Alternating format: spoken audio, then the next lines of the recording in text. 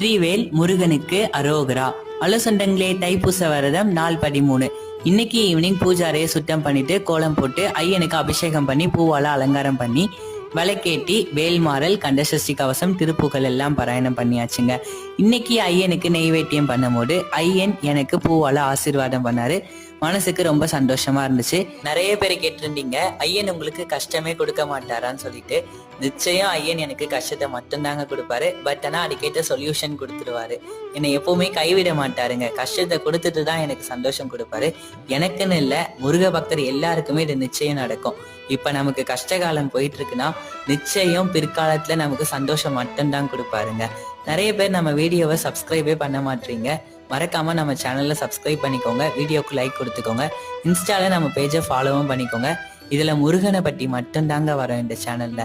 மறக்காம சப்ஸ்கிரைப் பண்ணி லைக் பண்ணிக்கோங்க. ஓ முருகன் கமெண்ட் பண்ணிக்கோங்க. பாய்.